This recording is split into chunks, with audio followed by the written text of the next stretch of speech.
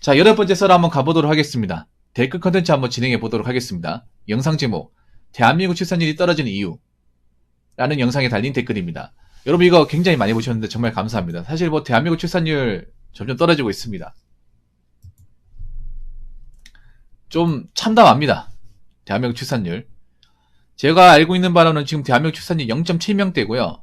서울은 0.53인가 그렇습니다. 사실 뭐 다른 지역도 심각하지만 서울이 정말 심각합니다. 좀 아이러니한 게 뭐냐 하면 많은 사람들이 젊은 사람들이 이제 서울에 살고 있는데 웃긴 게 젊은 사람들이 사는 만큼 오히려 출산율이 역행을 하고 있습니다. 오히려 젊은 사람들이 많이 살면 출산율이 올라가야 되는 거 아니야? 근데 상대적으로 지방보다 더 떨어져요. 그만큼 살기 빡시다는 거죠, 수도권이. 근데 뭐 제가 봤을 때는 아무리 머리를 굴려봐도 출산율을 올릴 수 있는 방법이 마땅히 안 보입니다. 예. 여러 가지 뭐 출산율에 대해 떨어지는 거에 대해서 이유가 있지만 사실 의식 변화가 가장 크다고 생각합니다. 뭐 결혼하기 빡시는 조건도 있지만 여자분들이 결혼할 때 남자한테 너무나 많은 것을 바라고 이 기준을 높이다 보니까 언제부턴가 아파트에 살지 않으면 결혼을 못한다 이런 식의 공식이 돼버렸어요. 근데 아파트 가격이 비싸잖아요. 만약에 자기가 돈 벌어가지고 아파트 사겠다 하면 그런 말 못하겠지. 안 그래요? 이 연끌 문화도 그렇잖아. 아파트를 억지로 들어가야 된다는 어떤 그런 강박관념 없었으면 연끌을 안 했을 거예요. 상대적으로 한번 여러분 생각해 보세요. 저 아파트 연끌하신 분들 절대 다수가 누구예요? 결혼하신 분들이에요. 신혼부부거나. 그러니까 처음부터 시작을 아파트로 시작 안 했으면 그렇게 안 됐을 거라는 거죠. 그래서 저는 이참에 대한민국의 어떤 버블 문화가 좀 깨지면 이 결혼 거품도 같이 깨졌으면 좋겠습니다. 언제부터 우리가 결혼 시작을 아파트로 시작을 했다고?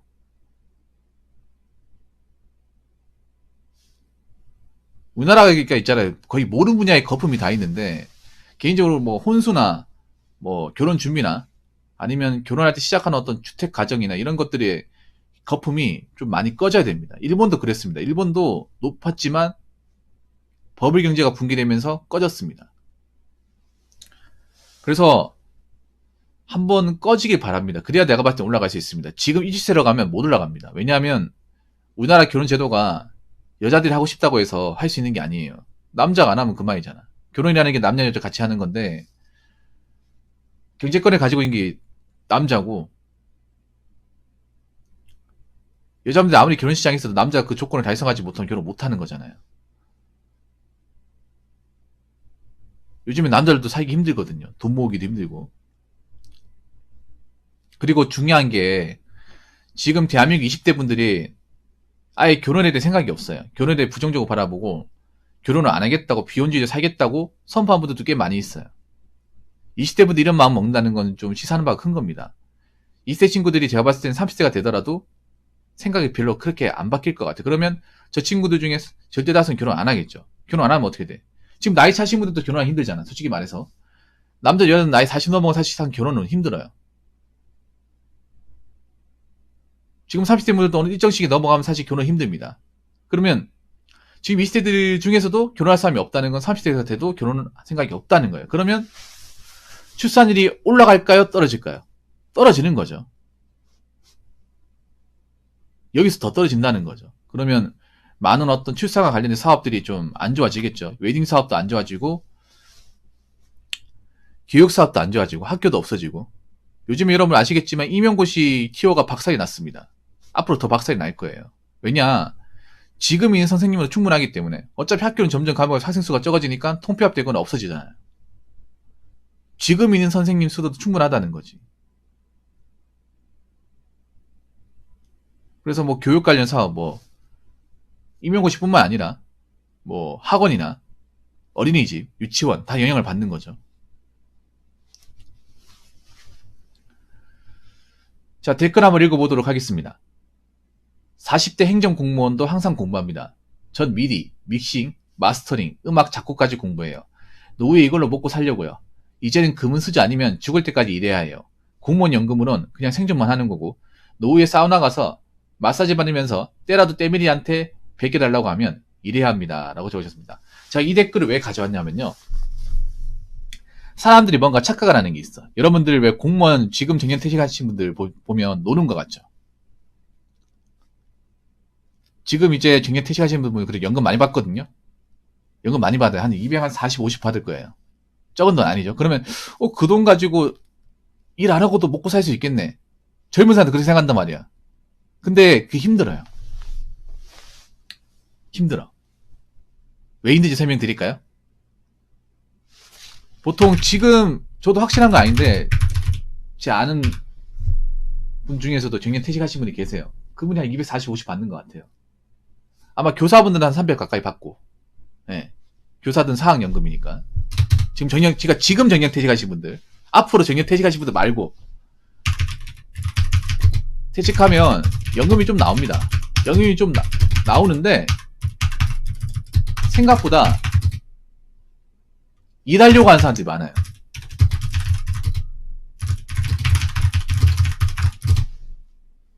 이렇게 얘기하면 이해 안 되죠. 아니, 연금이 좀 나오면 젊을 때 고생했으니까 저 돈 가지고 그냥 먹고 살만 하면 되지 않나? 만약에 내가 혼자 산다고 하면 가능해요. 혼자. 식구 없고 가족들 없으면 가능해요. 아니면 내가 뭐 대출받았거나 갚아야 되는 돈이 없으면 가능해요. 근데 그거 하셔야 돼. 지금 정년 퇴직하신 분들 중에 뭐 부동산이나 재정적 빵빵하신 분들 그렇게 많지가 않아요.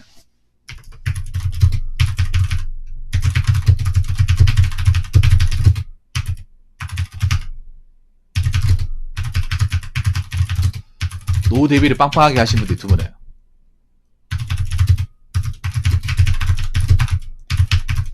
왜냐하면 옛날에 공무원 월급 적었어요. 이분들도 공무원 월급 많아지기 시작한 지가 얼마 안 됐어요. 그래서 공무원 절대 다수가 보통 퇴직하면 연금 하나만 바라보는 경우가 굉장히 많아요. 뭐 모아놓은 돈 그렇게 많은 것도 아니고 뭐 집이 잘 사면 모르겠지만 옛날에 공무원 하신 분들 치고 집이 넉넉한 분들 거의 없어요. 지금도 마찬가지죠. 옛날에는 인식이 집 못 살고 하면 못 살고 하니까 이 사람 공무원 하는 거고 공무원 하니까 월급 적은 거다 이런 인식이 강했어요. 여러분 지금은 다를지 모르겠지만 옛날에 한 90년대 80년대 하면 불쌍하게 봤습니다. 어떻게 남자가 할 게 없어 공무원 하냐. 그래서 막 이제 공장 다니는 사람들이 밥도 사주고 술도 사주고 그랬어요. 월급 차이 꽤 많이 나니까. 지금 인식이 많이 바뀌었죠. 이분들도 지금 이제 공무원 호봉제 바뀌고 이제 물가 올라가니까 월급 많이 받은 거지. 이분들이 처음 들어왔을 때는 거의 뭐 저 돈까지 돈을 못 모았다 생각하시면 돼요. 그러다가 이제 인식 바뀌고 호봉제 이제 되고 여러 가지 보수 같은 거 좋아지고 하면서 이제 말년돼서 돈을 받는 거지. 저분들 집 과연 뭐 부동산 같은 거 많이 있고 통장에 돈 많이 있고 나는 이제 정년 퇴직하고 나서 먹고 놀아야 된다. 그런 분들 얼마나 있을까? 생각보다 없어요. 여러분 다큐멘터리 보셨나 모르겠는데 그 정년 퇴직하신 분들 있잖아요. 그 직업훈련학교나 학원 같은 데서 많이 배워요. 그리고 요즘에 정년 퇴직하신 분들도 퇴직하고 나서 마냥 노는 게 아니라 이제 기술학원 같은 데 가가지고 자격증 따고 막 공부해요. 이해가 안 되죠, 여러분? 아니 저분들 이제 노후 대비 다 되지 않나? 연금 많이 나올 텐데 왜 일하지? 이렇게 생각하잖아요. 여러분 그럴 수 있잖아요, 여러분. 젊은 사람들 입장에서 왜 일을 하냐면 뭐 여러 가지 이유가 있겠습니다만 이게 그런 거야. 이 연금은 혼자 받으면 괜찮은데 혼자 사는 입장에서 받으면 살만한데 가족이 있으면 버거워요. 네, 가족이 있으면 보통은 저 연금 받는 분들 중에 와이프도 있고 처자식도 있는 경우 많아. 이게 둘이 살려고 하면 좀 빠듯합니다. 이게 왜냐하면 저분들은 연금 하나가 전부예요. 연금 하나가 전부인데 이걸 내가 혼자 사는데 연금 받겠다 하면 그래도 뭐 내가 사치 안 부리면 살 수 있어. 근데 둘이 살겠다 하면 딱 생활비에 딱 맞는다는 건 부족해요.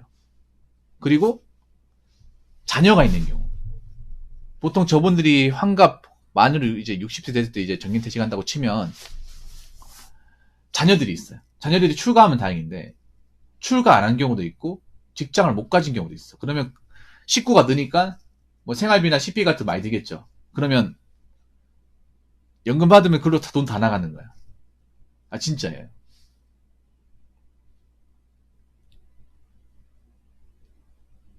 이해가 안 될 수 있는데 가족들이 출가 안 하고 집에 살면 그 연금 받아가지고 그걸 또 생활하는 경우도 있어. 그러다 보니까 저 돈까지 생활이 안 돼요. 좀 이해가 안 될 수 있는데. 그런 분들이 좀 있어요.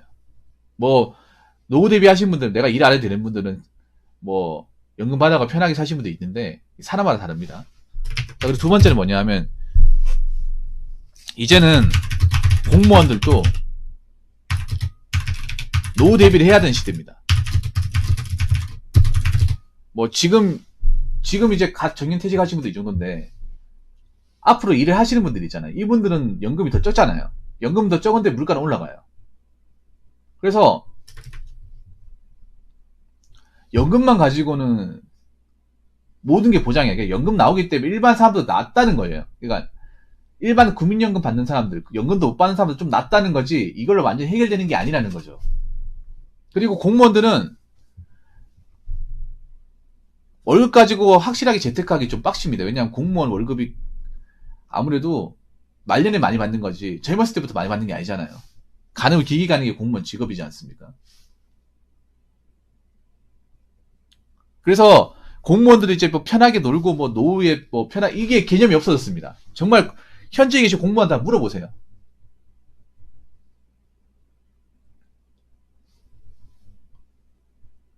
지금 저녁 회식 하신 분들도 준비하시는데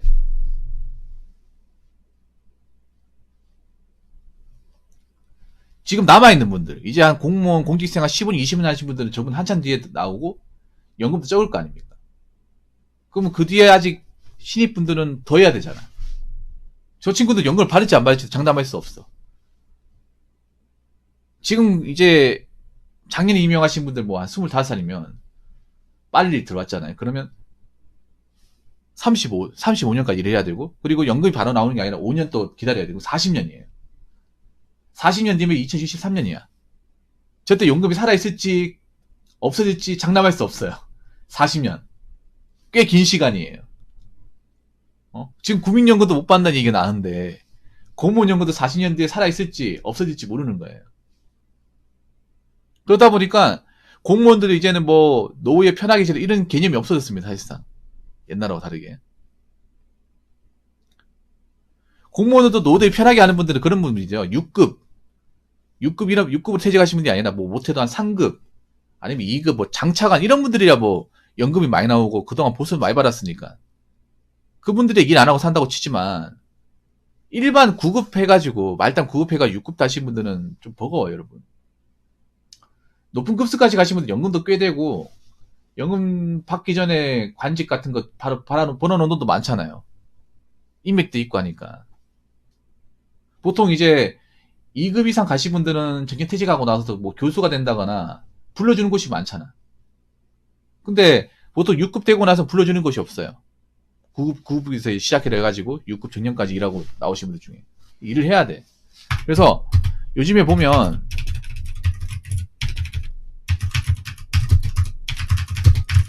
정년퇴직하고도 나이 먹고 일하는 퇴직 공무원들 많습니다. 어디 많은지 아세요? 어디 많은지 설명해 줄까? 여러분들 살고 있는 아파트 경비원. 아파트 경비 요즘에 공무원도 엄청나게 많이 들어요. 아파트 경비원이나 청소업체. 시설 관리에 들어옵니다.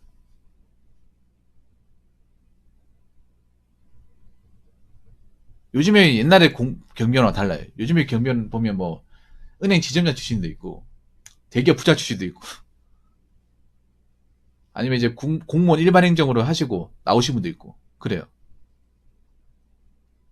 우리가 봤을 때 이해가 안 돼. 아니 공무원 했으면 연금 나올 텐데 왜 일하는 거지 생각 얘기를 들어보면 이해가 됩니다. 나도 그 연금 가지고 될 거라고 생각했는데 자식들이 이렇게 같이 살게 될 줄 몰랐다고 이렇게 얘기하는 거예요. 내 혼자 살면 이게 괜찮겠는데 와이프도 있고 그리고 아파트 같이 살다 보니 관리비도 있고 자식들한테 뭐 해주다 보니까 남는 게 하나도 없고 뭐 집에 대출금도 있다 보니까 그 나간 돈까지 하니까 생활이 모자른 거야. 그러니까 내가 일을 안 하면 생활이 안 되는 거예요. 진짜예요. 제가 얘기 들어봤거든요 예전에. 보통 공무원 하시면 지금 공무원 연금 많이 나와서 생활 가능할 것 같은데 나도 나오기 전까지는 될 거라고 생각했는데 나오고 나서 뭐 생활해보니까 안 된다. 부족하다. 그런 얘기를 해요.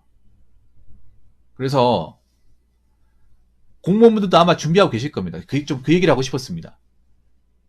이제 공무원도 그냥 노후 보장이 확실하게 되는 게 아니다. 특히 지금 공무원은 노후 보장이 안 되기 때문에 나오고 나서 뭐 할지 좀 준비를 해야 됩니다. 아니면 돈을 최대한 많이 모아 넣던가. 공무원 일하면서. 근데 요즘에 학교 가실 공무원들 보면 돈을 안 모은 사람도 많아요. 좀 놀랬어, 내가 놀랬던 것 중에 하나가 제 지인 중에 한 분 있는데 요즘 공무원들은 차를 바로 뽑는다 그래요. 공무원 되자마자. 아니, 공무원 월급 적은데. 적은 거 다 알잖아요. 적은 거 아는데 자기보다 차가 더 좋다고 얘기하는 거야. 못 뽑았냐 하니까 아반데 CN에서 뽑았다고 하는 거예요. 월급 110만 원 받아가지고. 야, 여자가 분명히 돈이 있어 산 게 아닐 텐데. 그래서 물어보니까 요즘 트렌드가 1, 2년 동안 돈을 안 모은대요. 어차피 월급 적으니까. 그동안 내가 공부해서 고생한 것도 있고, 뭐 다 그런 건 아니겠지만, 그런 분들이 좀 있대. 그래서 좀 놀랬습니다. 아, 요즘 젊은 사람들 공무원 되는 게 좀 다르구나. 아무튼 이제 제가 얘기하고 싶은 거는, 이제 공무원도 뭐, 정년은 보장되겠지만, 정년 끝나고 나서 삶이 완전히 연금만으로 감당할 수 있는 그런 상황은 아니다. 그 말씀을 좀 드리고 싶습니다.